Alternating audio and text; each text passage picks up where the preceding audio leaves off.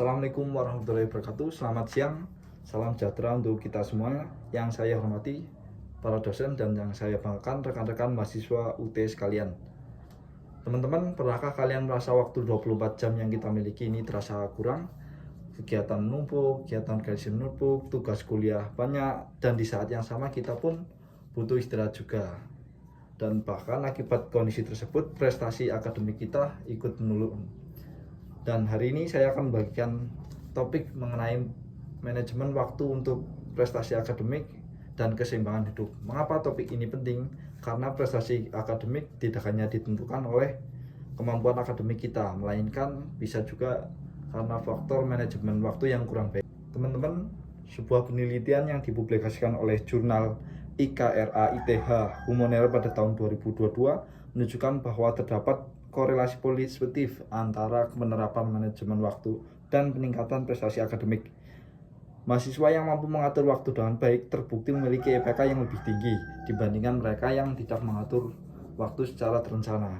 Artinya apa? Manajemen waktu bukan hanya kebiasaan disiplin, merupakan investasi jangka panjang untuk keberhasilan kita semuanya. Sayangnya, manajemen waktu dapat menimbulkan berbagai dampak negatif. Salah satunya juga meningkatkan stres akademik. Menurut jurnal Manajemen dan Humanera tahun 2023, tingkat stres dan kecemasan yang tinggi dapat menurunkan konsentrasi, motivitas, dan aktivitas belajar sehari-hari. Banyak mahasiswa yang merasa tertekan karena menunda tugas hingga mendekati deadline. Padahal akar permasalahannya bukan pada tingkat kesulitan tugas, melainkan pada kurangnya perencanaan dalam mengelola waktu untuk mengerjakan. Lalu bagaimana cara kita untuk mengatur waktu dengan baik? Berikut ada beberapa cara yang bisa kita lakukan. Yang pertama, membuat to-do list harian atau mingguan, yaitu menulis semua hal yang akan kita lakukan pada hari itu dan pada minggu itu, dan menentukan skala prioritas nomor 1 sampai yang terakhir, dan kita lakukan dari nomor 1. Yang kedua yaitu metode 80-20, yaitu kita fokus terhadap 20% apa yang paling penting untuk kita laksanakan terlebih dahulu. Yang ketiga, memanfaatkan waktu dengan baik dan bijak. Kita harus memanfaatkan setiap waktu yang kita punya sebagai aset yang berharga dan untuk mengerjakan tugas agar bisa diselesaikan cepat dan tepat waktu. Yang keempat, memberikan waktu istirahat yang cukup. Teman-teman, tubuh dan pikiran kita akan menurun produktivitasnya apabila kita kurang istirahat. Maka kita harus meluangkan waktu juga untuk beristirahat dengan cukup. Sebagai ilustrasi nyata, seorang mahasiswa FH ISIP UT bernama Dede tahun 2023 pernah membagikan pengalamannya. Dia merasa kesulitan membagi waktu untuk organisasi, untuk kuliah, dan untuk istirahat.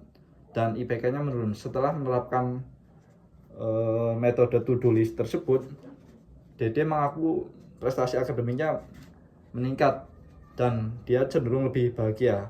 Artinya apa? Contoh ini membuktikan bahwa manajemen waktu tidak hanya meningkatkan IPK, tetapi juga kualitas hidup secara keseluruhan. Kita juga harus jujur terhadap diri sendiri. Berapa banyak waktu yang kita habiskan untuk scroll sosial media, menonton film, atau menunda pekerjaan hanya karena merasa untuk nanti saja.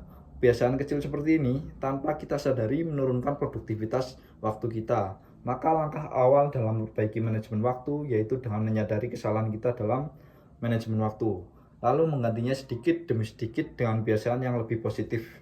Teman-teman mahasiswa, waktu adalah sumber daya yang tidak dapat diperharui.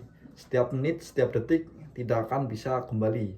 Jika kita ingin meraih kesuksesan akademis sekaligus mempertahankan keseimbangan hidup, maka yang harus kita lakukan adalah manajemen waktu yang baik. Maka manajemen waktu tersebut adalah kunci utama untuk meraih kesuksesan. Mulailah dari langkah sederhana yaitu membuat jadwal harian, menentukan prioritas, dan mendisiplinkan diri untuk melaksanakan apa yang sudah kita rencanakan. Ingatlah, mengatur waktu berarti mengatur masa depan.